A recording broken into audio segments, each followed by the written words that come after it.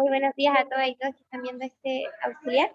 El día de hoy vamos a hacer el auxiliar extra con Pablo Villa. Entonces, tenemos acá las preguntas que vamos a ver el día de hoy, las cuales corresponden a, bueno, era súper extensa la materia que tenían que ver, pero reducimos el auxiliar a riesgo moral, una pregunta de licitación de segundo precio, y acá me faltó una sección que era la pregunta de juegos repetidos. La pregunta 1 es del control 2021, 2020, y las otras dos preguntas creo que son del 2021. Para que tengan muchas veces se repite preguntas, así que estén atentos. Ya, entonces, primero vamos a ver qué es el riesgo moral. Esto lo vieron en clase con el profe y muchas veces tienden a preguntar en el control 2. Entonces, ¿qué es el riesgo moral? Ustedes jugaron un juego que era un juego de inversión. Y acá ustedes cuando invertían, la persona podía decir si salía corriendo con la bolsa o si no salía corriendo con la bolsa. Entonces vamos a hablar de riesgo moral cuando una persona tiene mayor información acerca de sus propias acciones que el resto de los individuos. Esto provoca una situación en caso de que sea la otra persona que soporta los costes asociados a la falta de esfuerzo de responsabilidad. Y aquí tenemos que los incentivos de esforzarse o ser responsables están distorsionados. El riesgo moral reduce la capacidad del mercado para gestionar eficientemente el riesgo. Bueno, entonces, ¿por qué existe el riesgo moral? Existe un riesgo de la persona que está asegurada tome decisiones que sean indeseables, es decir, inmorales desde el punto de vista del prestamista. ¿Qué casos conocemos? Bueno, conocemos el caso de los trabajadores cuando uno contrata a alguien y que este trabajador pueda desecharse poco o mucho. Tenemos el caso de las personas que contratan seguros de auto, entonces estas personas dicen, ya, yo ya que contraté un seguro, puedo chocar el auto, puedo conducirlo de forma riesgosa, puedo estacionar el auto donde quiera, y eso es un riesgo moral. Ya. Y ahora veamos las preferencias del riesgo. Tenemos tres preferencias del riesgo, que son la aversión al riesgo, la neutralidad al riesgo y la manera al riesgo. Nosotros vamos a trabajar mucho con la aversión al riesgo.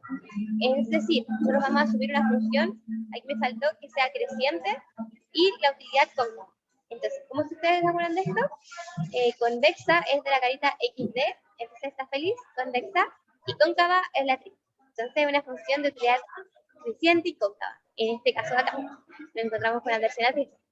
¿Y qué te quiere decir esto? Bueno, el salario esperado de la lotería, el ejemplo de la lotería, esta persona prefiere el salario esperado, dado que le presenta una mayor utilidad y es mayor que el pago esperado de la lotería en 2 salarios. Entonces, ¿nosotros cómo vamos a trabajar el salario? Como una función de utilidad. Entonces, vamos a decir que B es la función de utilidad y nosotros le ingresamos el salario y este va a ser el salario esperado.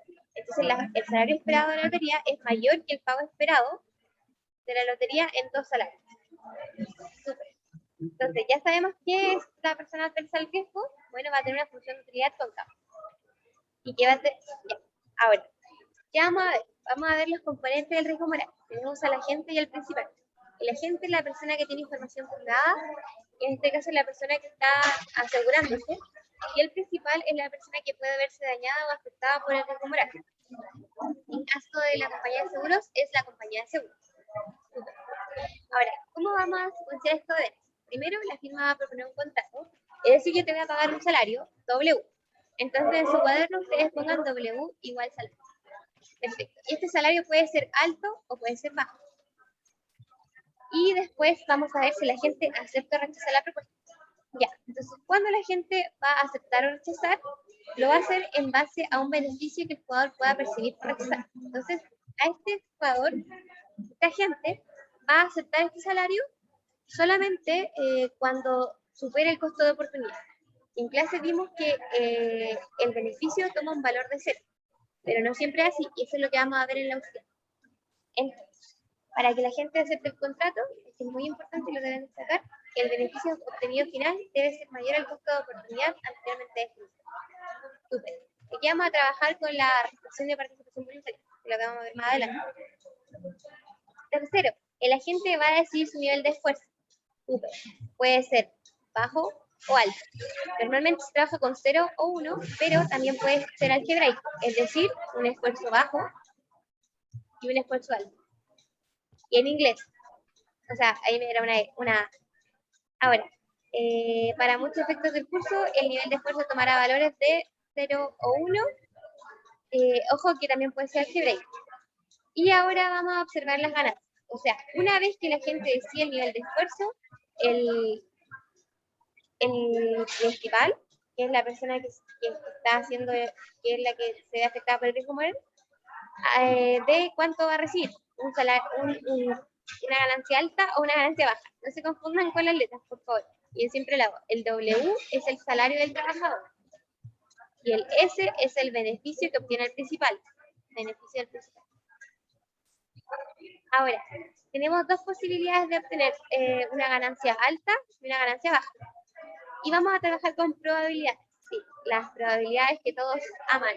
Entonces vamos a tener una mayor probabilidad si el agente trabaja con un esfuerzo alto, le vamos a llamar Pi1, y vamos a tener una probabilidad de obtener un esfuerzo, o sea, una ganancia alta con un esfuerzo bajo de Pi0, donde la probabilidad va a ser menor a la de Pi1. Es decir, es más probable que obtenga un salario alto si mi agente trabaja con un esfuerzo alto. Ya. Eso acá está detallado para que ustedes lo puedan volver a leer. Ahora, tenemos la pregunta. ¿Y por qué estoy volando? Porque tenemos 3 preguntas que hacer. Entonces, un emprendedor desea contratar un participante para su startup.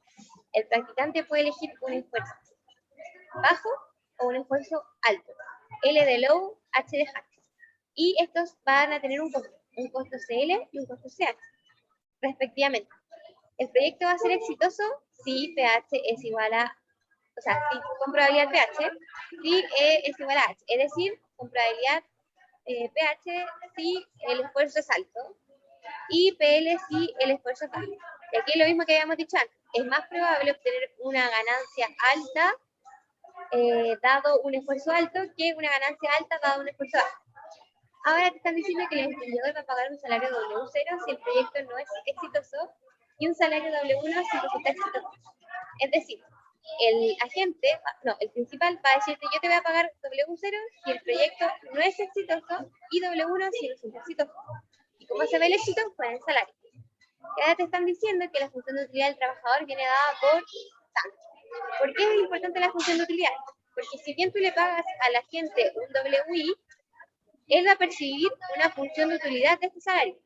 Es decir, ponte tú, aquí tenemos los participantes Diana Martínez y Tomás Cortés.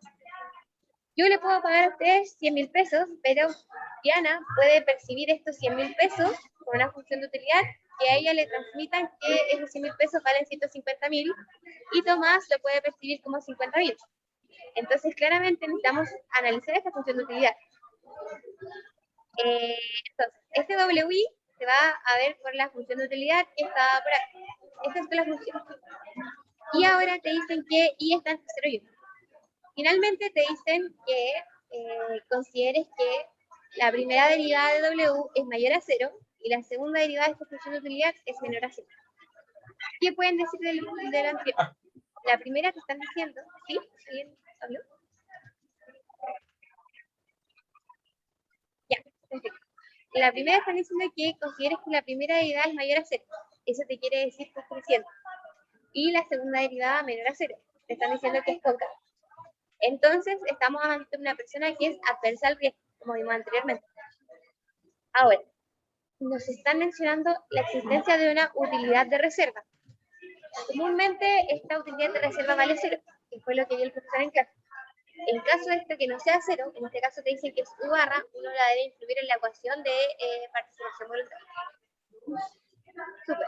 Y ahora, en caso de ser exitoso, el emprendedor va a recibir esto. Esa va a ser su ganancia, si esto es exitoso.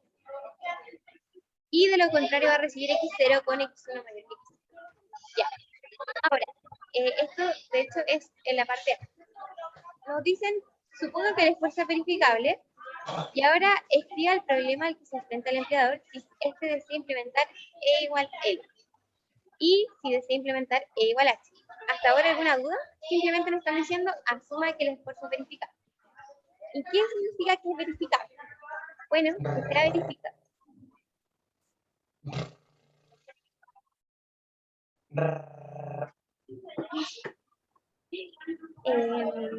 Buena acotación. el esfuerzo sea verificable es que nosotros podemos condicionar el salario que le vamos a pagar al trabajador según tu esfuerzo. Eso significa que es verificable. Y eso se hace cuando estamos entre un óptimo, en que el óptimo es que el trabajador haga el mínimo esfuerzo. Ahora voy a apagar mi cámara que estoy teniendo problemas de conexión a internet, pero cualquier duda me preguntan y te dicen. Voy a revisar el chat por si acaso, y ahora dice, si se escucha, con ruido igual un poco. Una pregunta. ¿Es posible que suban las notas con décimas antes del control? Voy a preguntar, y yo creo que lo más probable es que sí es posible hacer eso, pero debemos preguntarle a los ayudantes que revisan también las décimas. Y aprovecho de decirles que me envíen un correo si es que hayan ganado décimas en absoluto. Perfecto. Acá preguntan, ¿qué es verificable? Bueno, que sea verificable quiere decir que el principal puede condicionar el salario del esfuerzo y así asegurar que la gente haga el buen esfuerzo. Y de esta forma puede premiar a la gente para que hagan un buen esfuerzo. ¿Se entendió qué es verificable? Como que tú puedes verificar si hizo o no un esfuerzo y tú condicionas su salario a lo que tú observas. Y en el caso de que el esfuerzo no es verificable, es el riesgo moral que está. Sorry, me caí. ¿Sigue la grabación en pie? ¿Se entendía que era verificable? ¿Quieres que lo repita? No, no se escuchó. Creo que se cortó justo cuando lo dijiste. Ya. Porfa, Bueno, de nuevo. bueno, el esfuerzo de la gente es verificable cuando el principal puede condicionar el salario del esfuerzo. Y de esta forma puede asegurar que la gente haga el buen esfuerzo. Entiéndase a gente como la persona que está trabajando. Ya. Y cuando el esfuerzo no es verificable, estamos hablando de riesgo moral. En este caso, tú no puedes verificar qué esfuerzo hace la gente, por lo que tú tienes que encontrar cuánto le vas a pagar, independientes, sin ver cuánto trabaja. ¿Se entiende ahora? Menos mal apagué la cámara antes. Ya, perfecto. Entonces ahora te dicen que escribas el problema al que se enfrenta el emprendedor que se desea implementar E igual L y igual H. Esto es súper mecánico y se trata de definir primero cuánto tú le vas a, cuál va a ser la utilidad final del principal, y después tú tienes que decir, ya, ¿y cuáles son las restricciones? Entonces, dado que el esfuerzo es verificable, podemos condicionar el salario del esfuerzo. Eso es lo primero. El principal va a pagar a la gente solo cuando la gente hace el esfuerzo óptimo. Y esto el profe decía que no se dice el esfuerzo mayor, sino que va a depender de los parámetros. Hay veces en que te conviene pagar un esfuerzo bajo o un esfuerzo alto, y esto va a depender de tanto los ingresos o bien la probabilidad de obtener un ingreso alto cuando la gente hace un esfuerzo mayor, y tú dices como, oh, pero la diferencia con el ingreso bajo o el ingreso alto cuando la gente hace un esfuerzo menor es muy pequeña, o no me conviene que la gente haga un esfuerzo alto. Entonces ahí tú dices como el esfuerzo óptimo. Ya, entonces, ahora vamos a plantearnos primero la función de utilidad para lo que resuelve el emprendedor. El emprendedor en este caso va a ser el principal y el trabajador, el practicante, va a ser el agente. Perfecto. Entonces, ¿qué va a resolver nuestro principal? Bueno, nosotros vamos a ver que tenemos una optimización, o sea, tenemos acá una función que está por la probabilidad de hacer el esfuerzo bajo por cuánto va a ganar él, que va a ser el ingreso menos lo que le paga al trabajador, más la probabilidad de que tenga la probabilidad era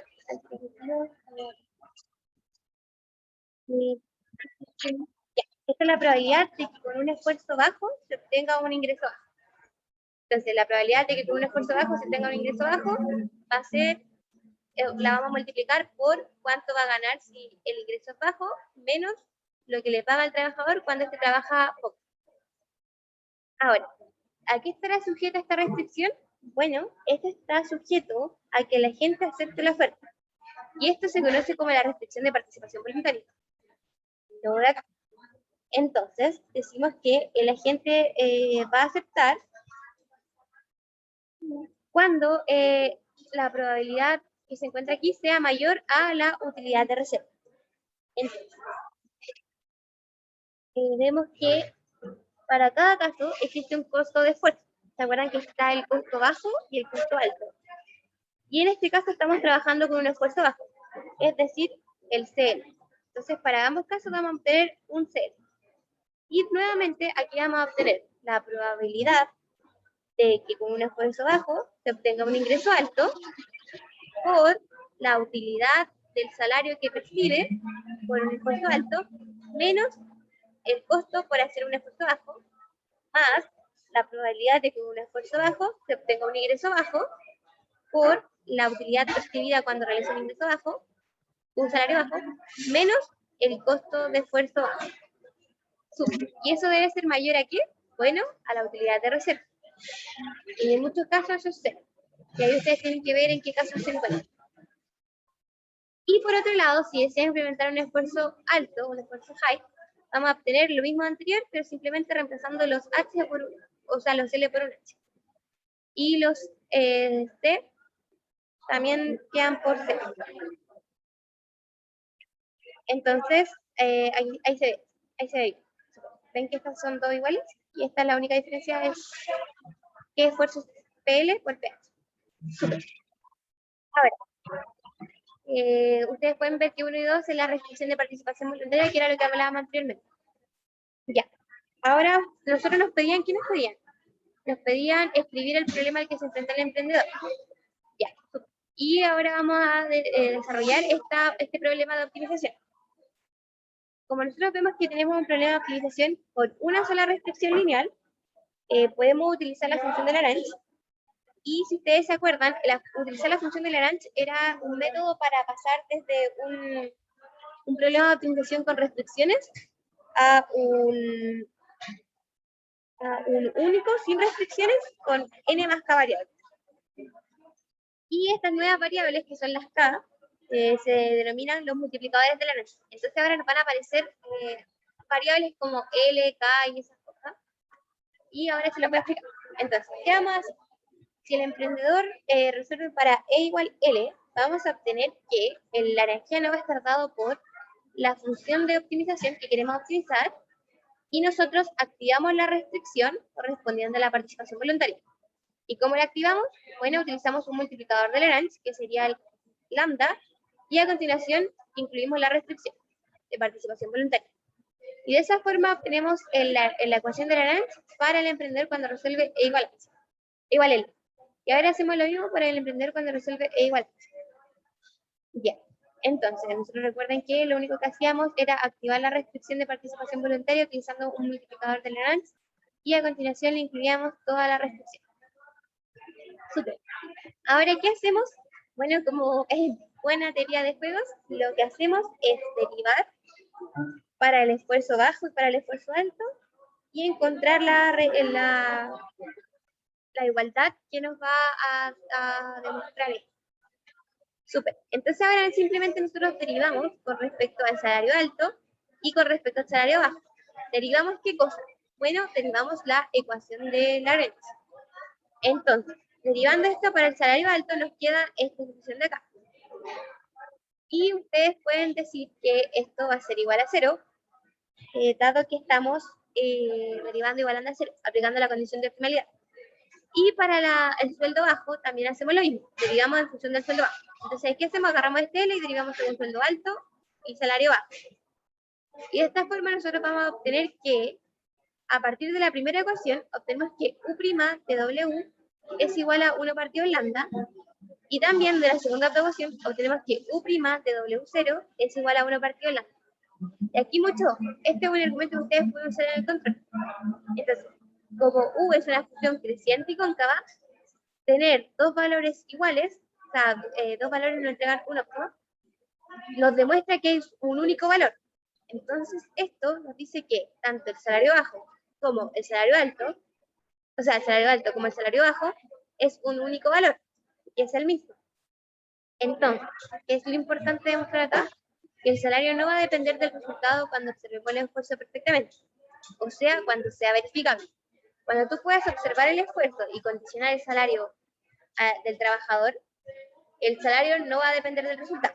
Eso es lo que te está diciendo, y que también se demuestra en clase. Pero esto es una demostración con un ejemplo diferente y así ustedes lo pueden aplicar a distintos ejemplos. Entonces, ya. Ahora, como el principal quiere maximizar su pago, la restricción de participación está activa. Esto es muy importante que ustedes lo detallen. Hubieron preguntas en cátedra que fueron resueltas, entonces aquí también lo van a poder entender. Entonces, como el principal quiere maximizar su pago, la restricción de participación es activa. Es decir, ustedes activan la restricción de participación dada por esto, de igual a 0. Eso es activar una restricción. Entonces, vamos a activar esta restricción, igualando a 0. Esa comilla era una prima, por si acaso. Y de esta forma ustedes pueden desarrollar, bueno, ya, entonces aquí este multiplica este, después multiplica este multiplica ese, este multiplica ese, y así. Y ustedes van a llegar a que U de W por CL es igual a U'. O creo que esto no es una comilla, esto es un por. Lo siento. No es una comilla, es un por. Entonces les queda que U de W por CL es la utilidad de reserva. Y esto es lo que se le conoce como recompensa justa. Ahí. U de W por CL te tiene que dar la recompensa justa. Esperar un momento, quiero ver si era una comilla. Disculpe.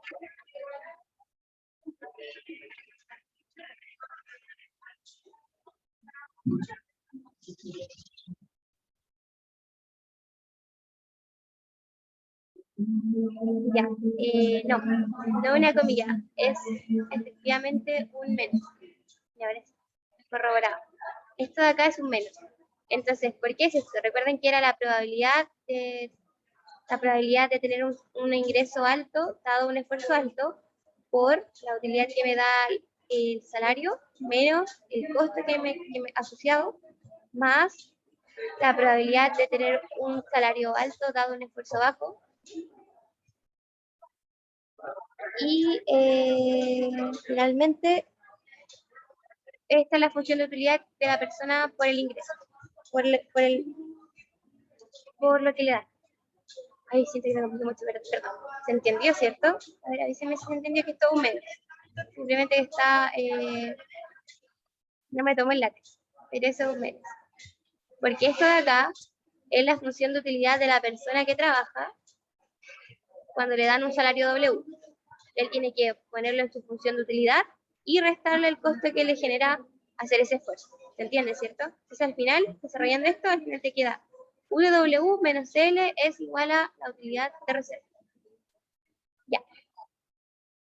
Ahora, vamos a ver cómo continuar. Bueno, esta es una compensación justa de la cantidad a la gente, dado su esfuerzo bajo. Entonces, si nosotros despejamos la función de utilidad, hemos que está por la utilidad de reserva menos L. Ahora, ¿en qué momento utilizamos esto? Bueno, cuando vamos a calcular la inversa. Decimos que es una función cóncava y creciente, por lo tanto podemos sacarle la inversa, y de esta forma determinar el salario. Ya. Vamos a sacarle la inversa a la función. Obtenemos que el salario W va a ser igual a menos 1 de la utilidad de reserva menos C, y esto debe ser la utilidad de reserva, es decir, el mínimo posible. Ya, ahora, ya obtenemos el salario que se le compensa a la gente cuando se utiliza un esfuerzo bajo. Y ahora vamos a ver tenemos esto, obtuvimos este resultado en caso de obtener un esfuerzo bajo. Pero ahora, en caso de que la gente realice un esfuerzo alto, ¿cómo se va a hacer? Bueno, de forma análoga, repitiendo todos los pasos, vamos a tener que esto va a ser óptimo igual a U a la menos 1 de la utilidad de reserva menos el costo de hacer un esfuerzo alto. Y esto es lo que nosotros vamos a querer determinar. No lo podemos igualar a un mínimo. ¿Por qué? Porque estamos aquí en riesgo moral. En este caso nosotros vamos a desconocer qué esfuerzo realiza el trabajador. Entonces, ahora vamos a obtener Este es un resumen de lo que hicimos anteriormente. Ahora, esta parte no se pedía en el enunciado, pero si ustedes les preguntan en el control, o si es que en algún momento de sus días les llegan a preguntar o les entra la duda, ¿cuál va a ser el pago del principal?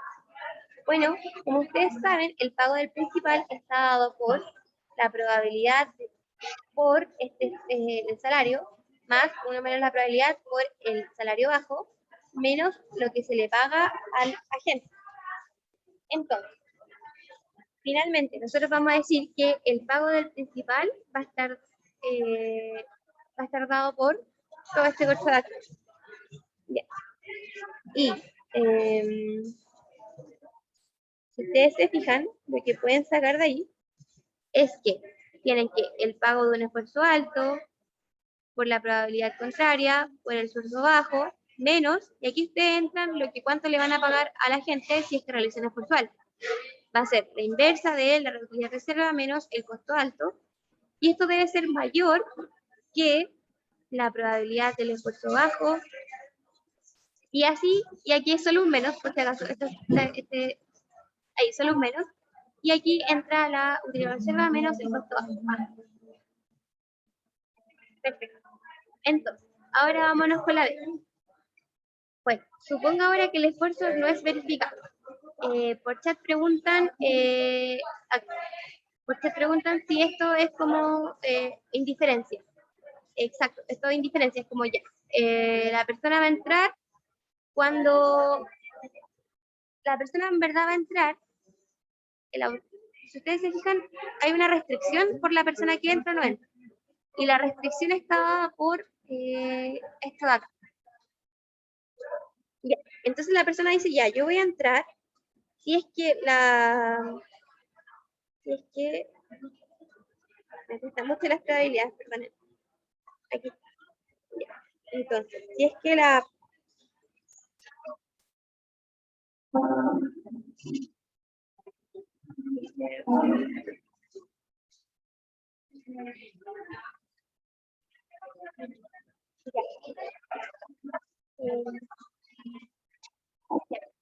la persona entra si es que la probabilidad de obtener un esfuerzo, un salario, esta es PL, es igual a pi 1 dado E1. EL, hecho EL. Entonces, la probabilidad de obtener un esfuerzo, un salario alto,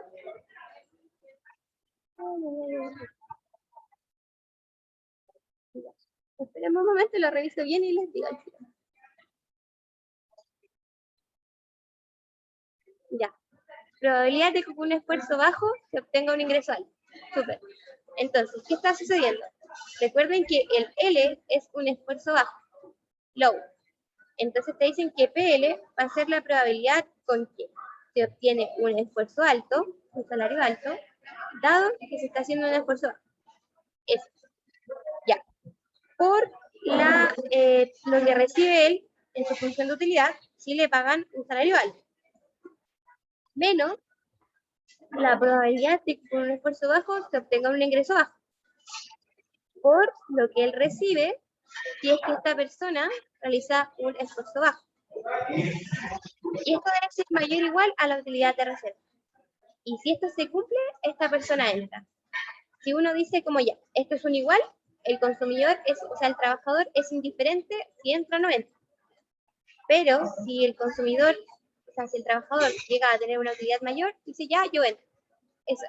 Espero que se haya entendido. Perdón por esta falta. Súper. Entonces, recuerda, el PL es la probabilidad de obtener un salario alto, un ingreso alto, dado que se realizó un esfuerzo bajo. Y 1 menos PL va a ser la probabilidad de que un esfuerzo bajo se obtenga un ingreso bajo.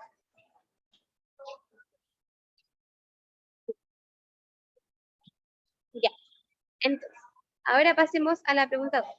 Bueno, más que nada en la parte A solamente tienen que decir ya. Voy a escribir cómo va a ser lo que va a ganar la esperanza de la utilidad del principal. Y después esto está condicionado a la participación voluntaria, y después yo hago el multiplicador de Lorentz, derivo igual a 0 y encuentro el W óptimo que no está condicionado al esfuerzo. Debo llegar a eso. Ya. Y ahora vamos a ver el caso de riesgo moral, el caso que nos interesa, y está dado por cuando nosotros no podemos ver el esfuerzo, o sea que no es verificado. Este es el caso más importante y el que ustedes deben analizar, que está asociado al riesgo moral. Entonces, ¿qué va a pasar en el riesgo moral? En el caso en que haya riesgo moral, nosotros no vamos a poder ver qué esfuerzo está realizando. Por lo tanto, vamos a obtener la misma maximización de la esperanza de utilidad para el principal, sujeta a dos restricciones. La primera es la participación voluntaria, que quiere decir cuándo entra este agente. Y el agente entraba cuando la probabilidad por la función de utilidad que él percibía, más la otra probabilidad, porque la probabilidad esperanza de la utilidad, era mayor a la utilidad de reserva. Exacto. Y la segunda es cuando no se puede observar un esfuerzo, debemos asegurar que ocurra esta ecuación. Entonces, cuando ustedes no puedan asegurar, cuando no sea verificable, aseguran esta ecuación de acá. Y aquí, ¿qué estamos haciendo? Nos estamos asegurando que la gente, es decir, el practicante, salga mejor pagado cuando elige el esfuerzo mayor. Es decir, nosotros debemos añadir una restricción para que garanticemos al practicante que si hace un esfuerzo mayor va a salir mejor recompensado. Entonces vamos a pagar diferentes salarios con diferentes resultados. Eso es lo importante. En el esfuerzo que era verificable nos dábamos cuenta que se pagaba el mismo salario, independiente del resultado. Y en este caso vamos a pagar diferentes salarios con diferentes resultados. Y esta restricción se llama restricción de incentivos compatibles. Y si ustedes se fijan, esta restricción que se detalla en esta ecuación es redundante, dado que no tiene sentido para el trabajador esforzante E igual H si recibirá un pago para esforzarse E igual L. ¿Y por qué? Porque CH es mayor a CL. Si ustedes se fijan, tenemos todo esto de acá, que es equivalente a esto de acá, y te dicen que CH es igual a CL, o sea, es mayor a CL. Por lo tanto, ya es redundante. Entonces, ¿qué hacemos? Simplemente vamos a calcular el multiplicador de Lorentz asociado a la primera restricción, que sería esta de acá. ¿Cómo lo hacemos? Bueno, maximizamos la función objetivo y añadimos el multiplicador de Lorentz, que sería el lambda, considerando la restricción de participación voluntaria, activando. Por eso el U pasa acá restando. No se olviden de este término si ustedes tienen una utilidad de reserva. Ya, entonces de nuevo derivamos, igualamos a 0 y finalmente encontramos lo mismo que anteriormente. Y ahora reemplazamos la condición de participación voluntaria y obtenemos cuánto era, lo mismo que anterior, es exactamente lo mismo. Ahora nos vamos a fijar en el caso de que la persona haga un esfuerzo igual a H. Que sería cuando hace un esfuerzo mayor, cuando hace el esfuerzo más alto. Ya, cuando hace el esfuerzo más alto nos vamos a dar cuenta que tenemos la maximización de la esperanza de la utilidad del principal, perfecto, porque es cuánto gana menos cuánto le debe pagar por las probabilidades asociadas. Esto va a estar sujeto a la participación voluntaria, que aún no cambia, y lo que cambia ahora es la restricción de incentivos compatibles, porque de antes recuerden que antes teníamos H, en vez de H teníamos L y ahora tenemos H. ¿Y cómo va a cambiar esto? Bueno, esto ahora deja de ser tan obvio y no la podemos eliminar. ¿Por qué? Porque se debe a que CH es mayor que CL. Claro, CH es mayor que CL y ahora nosotros no podemos decir como, oh, lo eliminamos. No, acá debemos ponerse los casos de lo que los costos fueran diferentes. Entonces, los costos son diferentes. Y CH es mayor que CL. Ya. Entonces, ¿qué hacemos? Simplemente vamos a utilizar esta restricción. No la eliminamos. Ya, entonces, ¿qué vamos a hacer? Vamos a calcular el multiplicador de Lorentz. Y este está compuesto por la función a maximizar, después tú le agregas un multiplicador de Lorentz, por la restricción activa, por lo tanto, esta restricción debe ser igual a 0, por eso está acá la utilidad de reserva restando, y después, de nuevo, un multiplicador de Lorentz, por la restricción de incentivos compatibles, que la activamos nuevamente, por eso todo este término de acá pasa acá restando. ¿Ya? ¿Perfecto? Y ahora simplemente nosotros vamos a derivar en función de W1, W0, y obtenemos los siguientes resultados. ¿Ustedes qué hacen? Agarran esta ecuación de Lagrange, derivan con respecto al salario alto y después con salario bajo, y de esta forma ustedes van a obtener una expresión para uno partido en la utilidad prima W0 y uno partido en la utilidad prima de W1. Ya. ¿Qué pueden apreciar en este resultado? Podemos observar que ambas expresiones son diferentes. En el caso anterior nos daba que para una misma expresión teníamos los mismos resultados. Entonces, si obtenemos esto, podemos decir que no son iguales, se paga un salario diferente dependiendo del esfuerzo que se realice, y ahí se concluye. Bueno, y esta es la pregunta de riesgo moral. Entonces, lo más complicado de esto es darse cuenta de, primero, la esperanza de la utilidad para el principal. Segundo, la restricción de participación voluntaria. Y deben enfocar su respuesta cuando les pregunten sobre riesgo moral, cuando el esfuerzo no es verificable. Si les dicen que es verificable, se simplifica un montón a que cuando no es verificable. Y lo único que deben hacer de diferente es que cuando sea verificable añadan la restricción de incentivos compatibles para que se premie a la persona que hace el esfuerzo. Ahora por tiempo vamos a pasar a la pregunta 2. Ya. Y si alcanzamos, vemos la pregunta 3. Esta es súper rápida. Entonces dice juego repetido. 2 jugadores juegan repetidamente el juego de abajo por 2 periodos y calculan su pago total sin descuento. Encuentre todos los equilibrios en subjuegos perfectos en estrategias puras del juego repetido. Super. Recuerden que cuando ustedes repetían juegos podían encontrar equilibrios perfectos subjuegos en estrategias puras. Entonces, ¿qué es posible ver de este juego? Bueno, a grandes rasgos nosotros podemos ver que hay 2 equilibrios de Nash en estrategias puras y corresponden a A y a B. ¿Y estos cómo se sacan?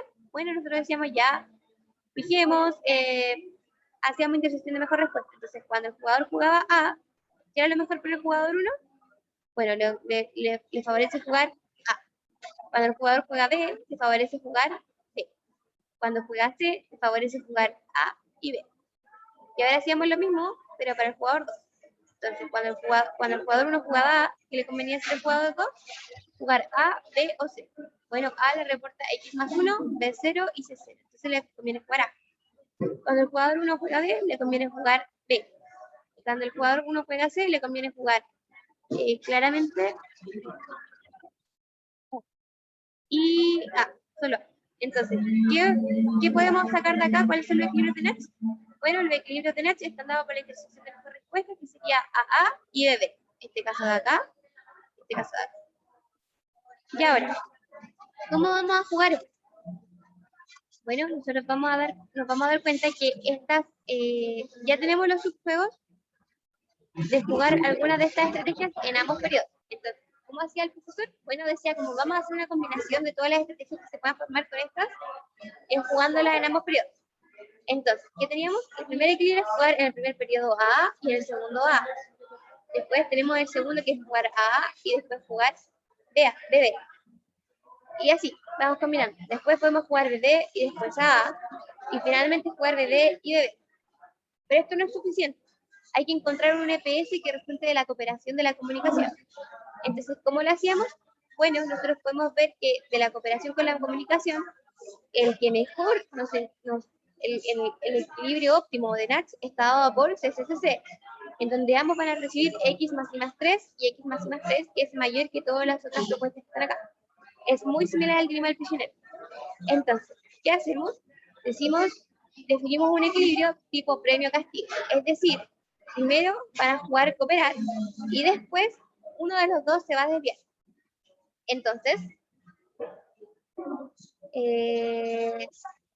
no se llaman EPS de coordinación en sí, pero se llama, bueno, aquí le puse EPS de coordinación, pero es un EPS cuando se repite el juego.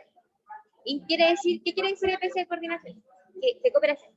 Que a medida que se repite el juego, las personas van diciendo como, oye, nos podemos sentir mejor ambos si cooperamos. Entonces, ¿qué hacemos? Bueno, va a haber un EPS de juego repetido. Está dado por de cooperación. Está dado por cooperación. Entonces, ambos se coordinan y dicen, ya, yo voy a jugar C y tú juegas C, pero si tú me llegas a traicionar, en el segundo periodo yo voy a jugar una estrategia diferente. Y habían muchos, habían unos que eran zanahoria, garrote, estrategia gatillo, cosas. Ahí los pueden buscar en el PDF. Entonces, esta era una pregunta de control, para que vean que era como súper la lógica. Entonces, encontramos el EPS del juego repetido que está dado por jugarse CCC, dado que este era ambos se encuentran en una mayor utilidad. Entonces, ¿qué va a suceder? El D igual 1 van a jugarse, ambos juegan, pero después, en el tiempo 2, juega A si se jugó C en el primer periodo y juega B si no. Entonces, el juego del EPS de cooperación va a estar dado por... Ay, no lo anoté. Ah, no, aquí está. Es esto. Es decir, bueno, en el primer periodo va a jugar C y después va a jugar A si se jugó C en el primer periodo y si no, va a jugar B. Es decir, si tú jugaste C en este, yo voy a jugar A. Y si no, yo voy a jugar B. ¿Y por qué? Está dado por la matriz de pago por las utilidades infinitas. Ya. Ahora, vamos con la pregunta 3. Y esta la vamos a intentar hacer muy cortita y ya para ustedes ver todos los casos. Esta fue la pregunta del control del semestre pasado. Entonces, considera el valor de X y Z como los tres últimos dígitos de su número telefónico. Un vendedor va a realizar una licitación a sobre cerrado del segundo precio para vender un objeto. Sobre cerrado era que, según sobre cerrado era que todos desconocen cuánto van a ofertar, va a ganar la segunda valoración más alta. Ya, entonces, hay tres oferentes. El valor del oferente 1 es B1. El valor del oferente 1, B1, es 1 o X. Ya, entonces, el oferente 1 puede ofertar 1 o X con probabilidad 1. El valor del oferente 2 es 1 o Y con probabilidad 1 medio. Y el valor del oferente 3 es 1 o Z con probabilidad 1 medio. ¿Ya? Entonces, ¿qué te están diciendo? Hay tres personas. Está la Rocío, está Luis Reyes y Joaquín Herrera. Y estas tres personas pueden decir, ya, yo voy a ofertar 1 o X, yo voy a ofertar 1 o Y y yo voy a ofertar 1 o Z. Súper. Y te dicen que los valores son información privada de los oferentes, pero los oferentes saben las descripciones de los valores de los otros oferentes. Es decir, cuánto yo valoro el bien es una información privada, pero yo sé cuál es la distribución de los valores. ¿De acuerdo a lo que hemos hablado? Yo conozco la distribución y por tanto, Y ahora te dice, supongan que el equilibrio de todos los oferentes van a ofrecer su valor verdadero en la distribución del segundo precio. Ya. Entonces, ¿cuánto van a ofertar estas personas? Te dicen que van a ofrecer su valor verdadero en la distribución del segundo precio. ¿Y cuál es el valor verdadero? Para el oferente 1 es 1 o X. Para el oferente 2 es 1 o Y. Y para el oferente 3 es 1 o Z. Calcule el ingreso esperado del vendedor. Ya. ¿Por qué esta pregunta entró en el control? Fue porque muchas personas no sabían calcular el ingreso esperado del vendedor. Y como dice su nombre, ingreso esperado, esto tiene que ver con probabilidad. Entonces, vamos a usar probabilidades para resolver. Primero, tenemos que considerar que hay 8 realizaciones de valoración. Recordando que cada oferente va a ofrecer su valoración real. Vamos a ponerlas de esta forma. Ya. Entonces, en la realización 1, vemos que tenemos a Rocío, a Luis y a Joaquín. Ya.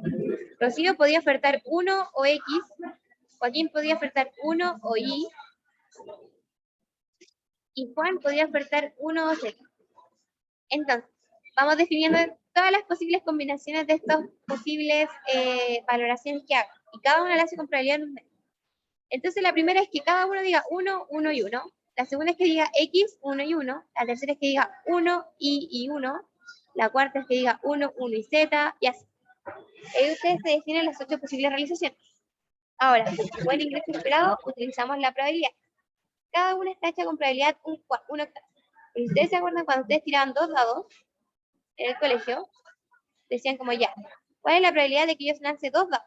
Bueno, esta es la probabilidad de tener un 36avo y aquí ponían el número. Si eran pares, ponían, no sé, 3. Sí, y así.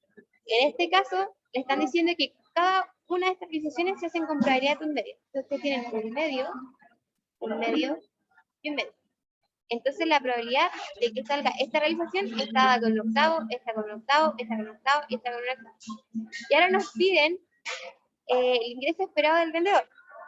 ¿Y cuánto recibe el vendedor? Bueno, él va a recibir la valoración que se entregue, que va a ser la segunda valoración más alta. En este caso, todos son 1, recibe 1. En este caso, si X es distinto de 1, es mayor. Y la segunda valoración más alta va a estar dada por 1.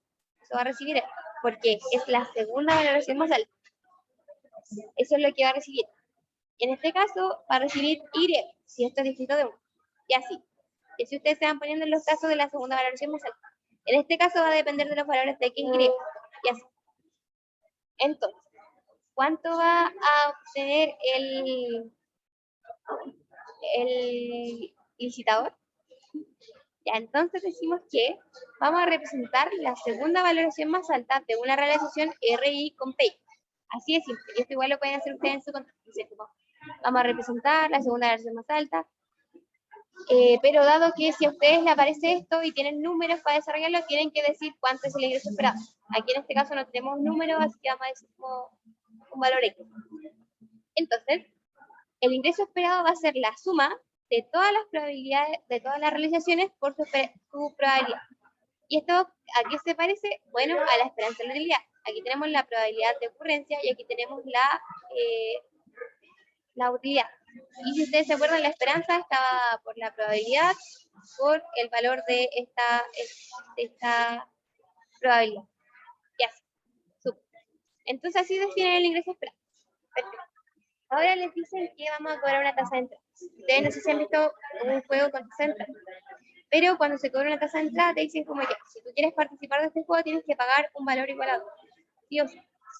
Si tú te arrepientes o ves que perdiste, y si perdiste no vas a tener que pagar 2. Entonces pagas la tasa irrecuperable de 2. Entonces, ¿qué puedes hacer? Tú miras tu valor propio y dices, bueno, yo voy a ofertar. ¿Se acuerdan que usted decía que íbamos a ofertar el valor propio real? Ya. Y nuestro valor propio es de 1. Si nuestro valor propio es de 1, y vemos que hay que pagar un pago igual a 2, decimos como, oh, no me conviene entrar. ¿Por qué? Porque yo voy a perder 1 menos 2. No va a ganar nada, se va a perder. Yo sí pierdo. Entonces, ¿qué dices tú? Si no me conviene entrar, no entro. Sí. Entonces ahora te dicen ya, calcúlame de nuevo el ingreso esperado del vendedor con esta tasa de entrada. Ya. Ahora para calcular el ingreso esperado del vendedor, lo que vamos a hacer va a ser calcular la esperanza de un participante, la esperanza de utilidad de un participante, para determinar en qué opción él entra. ¿Ya? Entonces primero vamos a determinar cuándo entra. ¿Cuándo entra? Y la segunda es que vamos a calcular la esperanza de la utilidad. Es muy recomendado que ustedes hagan estos dos pasos. Primero calculen cuándo entra y después que vean cuál es la esperanza de la utilidad. Entonces, supongan que si solo un oferente participa en la licitación, gana el objeto del precio. Ya, si solo una persona participa y las demás no participan, ¿qué va a suceder? Gana el precio gana el objeto del precio cero. Ya, perfecto. Entonces, vamos a decir ya, teníamos estas 8 posibles realizaciones, ¿cierto? Que habíamos detallado anteriormente. De ellas, vamos a ver que cada una tiene una probabilidad de 1 octavo y un oferente tiene una versión menos de 2, no va a participar. Entonces, vamos a identificar aquellas en cual los oferentes que tienen una versión menos de 2 no participan. ¿Ya? Y de esta forma nosotros vamos a extraer que cada una compra. Ya. Si tenemos un número de teléfono dado por este número de acá, vamos a extraer los últimos 3 números y va a quedar definido X y Z. X es 9, y es 8, Z es 9. ¿Por qué dijimos que eran diferentes auxiliares con el Pablo? Porque cambiamos un poco los números de acá. Entonces el Pablo hace otros números y yo otros. Súper. Entonces, ¿qué va a suceder? Ahora, nos encontramos en el caso en que y es menor que y es menor o igual que x, menor o igual que z. Y ahora vamos a ver qué es lo que va a suceder. Ya. Aquí encontramos dos equilibrios en donde el oferente 1 va a ganar el objeto solo en R2. Se nos devuelve. ¿Cómo es R2? Es de este tipo. Perfecto. Entonces acá te dice que esta persona va a ganar el objeto solo en R2. Entonces, la utilidad esperada del oferente 1 está dada por lo de aquí. Ya, entonces, ¿qué está pasando? Recuerden que dijimos que cuando la utilidad de la persona, del oferente, era menor a 2, no participaba, no entraba. Y aquí tenemos que, en este caso, no está entrando, y aquí este entró porque este es un valor de 8, de 9. Entonces te dicen que el oferente 1 va a ganar el objeto solo en R2. Después te están dando la utilidad esperada del oferente, la cual se compone de un cuarto y un cuarto. ¿Por qué? Porque están diciendo que un cuarto que diga 1, un cuarto que diga 1. Ahora te va a decir que esto corresponde a la utilidad del oferente, que va a ser de la valoración menos cuánto le cuesta participar. Recuerda, que es de 2, hay un riesgo de entrada. Y 3 cuartos si los demás ganan. Es decir, que esto no sea 1 y esto no sea 1. Entonces es 1 menos un cuarto. Y por la utilidad de que él pierda, que sería una de menos 2. Finalmente, si ustedes resuelven, les queda x menos 8 menos. ¿Y qué hacemos ahora? Esto significa que cuando tenemos este caso, el oferente 1 será indiferente entre participar o no participar. Aquí encontramos la indiferencia del jugador. Y ahora, ¿cómo decimos que cuando va a participar? Bueno, él va a participar cuando esto sea distinto de 0. Va a participar cuando sea mayor a 0. ¿Y eso se obtiene cuando? Se obtiene un valor encima de 8. Porque esto tiene que ser, esta persona va a participar si esto es mayor a 8. Está mayor a 0. Ustedes pasan y les queda que x debe ser mayor a 1. Perfecto. Y de esa forma ustedes obtienen un valor de cuándo esta persona va a participar. Esto era lo que les decía, que había que encontrar la condición de entrada de los frenos. Entonces, los que tienen una valoración, ya, aquí, los que tienen una valoración encima de 8 quieren participar, y los que tienen una valoración de 8 son indiferentes.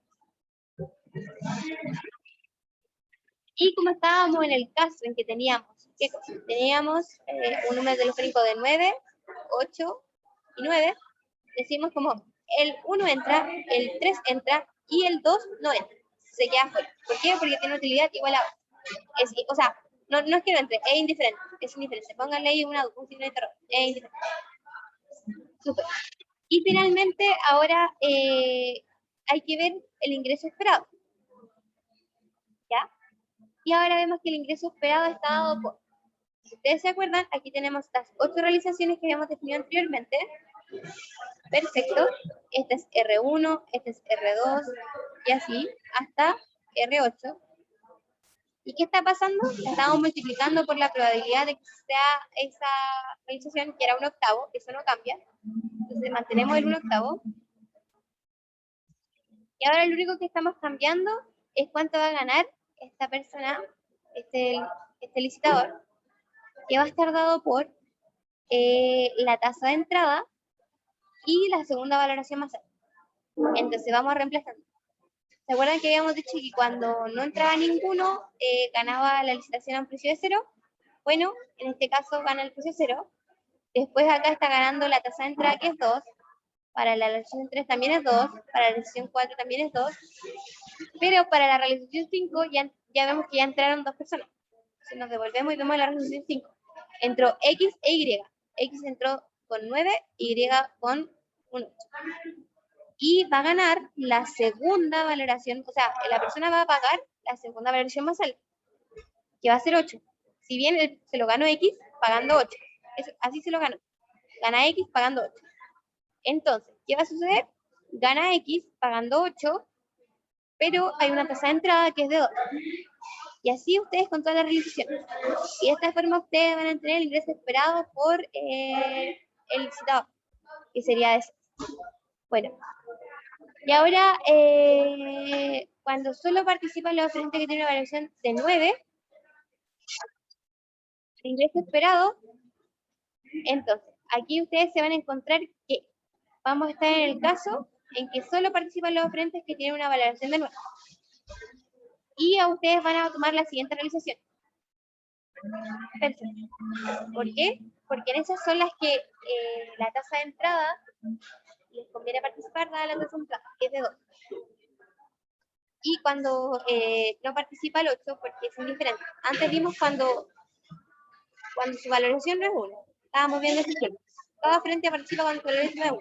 Nos ponemos en caso. Y ahora estamos viendo el otro caso, que cada jugador participa cuando tiene una valoración de 9. No mayor a 2, sino de 9. Ya. Entonces vamos a la realización que no habíamos definido y vamos sacando todas ellas que nos sirven. Súper. Y si ustedes se acuerdan, este era 9, este era 8. Y aquí era 9 y así. Y de nuevo, vamos a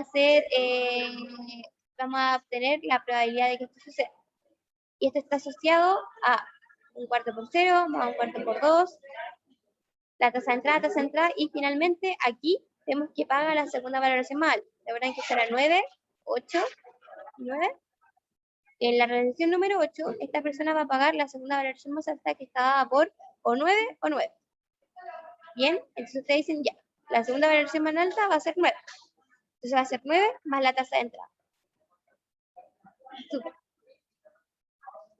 Ya. Y finalmente tenemos los otros ejemplos que están dados por el caso 1, cuando tengamos x e y z menor a 2.